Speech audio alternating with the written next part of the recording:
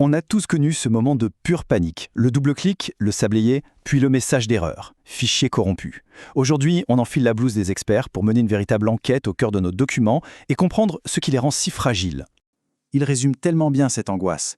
Des heures de travail qui s'envolent. On se sent impuissant. C'est exactement de là que part notre investigation, de ce sentiment de catastrophe bien réel. Alors quel est notre plan d'attaque? D'abord, on va regarder de plus près ce moment de panique. Ensuite, on va chercher le coupable. Est-ce le matériel? On explorera aussi la piste du logiciel en faisant un peu de chirurgie de fichiers. Et enfin, le plus important, comment faire pour que ça n'arrive plus jamais? Voilà, c'est le message fatidique. Mais il ne faut pas le voir comme une fin en soi. En fait, c'est le premier indice. Un fichier ne se corrompt pas juste comme ça. Il y a toujours une raison, une pathologie, avec des symptômes bien précis. Notre but, c'est d'apprendre à lire ces symptômes pour poser le bon diagnostic. Première piste, et attention, c'est de loin la plus fréquente. Dans une majorité écrasante des cas, le problème ne vient pas du logiciel lui-même, mais d'une rupture de communication entre l'ordinateur et le disque. C'est ce qu'on appelle une erreur d'entrée-sortie, ou IO pour Input-Output. Et voici le coupable numéro 1, celui qu'on retrouve presque à chaque fois sur la scène du crime, le fait de travailler directement sur une clé USB ou un disque dur externe. C'est une habitude, une très mauvaise habitude, qui est à l'origine de la plupart de ces fameuses erreurs d'entrée-sortie. Quand on voit cette erreur, c'est presque toujours un signe que quelque chose de physique s'est mal passé. Et l'explication, elle tient en 3 mots, la mise en cache. Pour être plus rapide, l'ordinateur dit « c'est bon, j'ai sauvegardé », alors qu'en réalité, il est encore en train d'écrire les données sur la clé. Et voilà le drame qui se joue en quelques secondes. On clique sur enregistrer, on voit que c'est fini, on retire la clé. Trop tôt. Le fichier est littéralement coupé en deux. Et le pire, c'est que la dernière chose qui est écrite, c'est l'index du fichier. Sans cet index, le document est illisible. Et ça, ce sont les empreintes digitales laissées par le coupable. Ces messages techniques, un peu barbares, disent une chose très simple. Je ne trouve pas la table des matières. Sans elle, LibreOffice est perdu, incapable de savoir ce qu'il y a dans le document. Mais attention, le matériel n'est pas toujours le seul responsable. Parfois, le conteneur du fichier est intact, mais c'est le plan à l'intérieur qui est défaillant. Là, on va devoir ouvrir le capot et mettre les mains dans le moteur.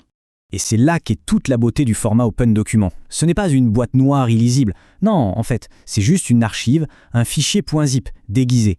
Et à l'intérieur, tout est rangé dans des fichiers texte clairs, les fameux XML. Ce qui veut dire qu'on peut parfois réparer les choses manuellement. Ce message peut faire peur, mais en réalité, c'est une excellente nouvelle. Ce n'est pas du charabia, c'est une coordonnée GPS qui nous dit exactement où se trouve le problème.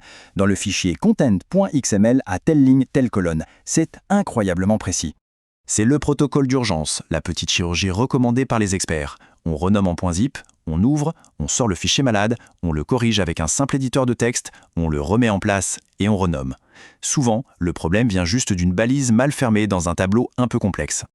Passons maintenant aux cas les plus tordus. Le matériel est hors de cause, la structure du fichier semble parfaite, et pourtant, impossible de l'ouvrir. Le coupable est invisible, caché dans la logique même du document. Ce message d'erreur très technique, lui, il signale un bug bien connu. Ici, le fichier n'est pas corrompu au sens classique, il est piégé. Il contient une sorte de mine antipersonnelle, une formule spécifique qu'une certaine version de LibreOffice Calc ne supporte tout simplement pas. Et le coupable, c'est ça. Une formule, souvent une formule de recherche ou de somme un peu complexe, qui, à cause d'un bug dans le logiciel, essaie d'aller lire des informations là où elle ne devrait pas. Résultat, crash instantané du programme. Le fichier est en fait l'arme du crime. La parade, elle, est assez maligne. Puisqu'on ne peut pas ouvrir la porte d'entrée avec LibreOffice, on va passer par une autre porte, un autre logiciel tableur. On ouvre le fichier avec, on supprime la formule bombe, on enregistre, et on peut enfin le rouvrir dans LibreOffice. Et bien sûr, on met à jour le logiciel. Bon, on a vu les causes, les symptômes, les autopsies. Maintenant, le plus important, la prévention. Comment on fait pour éviter tout ce stress et ne plus jamais se retrouver dans cette situation? Voilà les 4 commandements. Et s'il ne fallait en retenir qu'un seul, ce serait le premier. Ne jamais travailler directement sur une clé USB. On copie le fichier sur son ordinateur, on travaille dessus et ensuite on le recopie sur la clé. C'est la règle d'or absolue. On va se quitter là-dessus. Car au final, la meilleure solution technique, le meilleur logiciel de récupération ne vaudra jamais la simplicité d'une bonne habitude. C'est ça la vraie clé pour protéger son travail.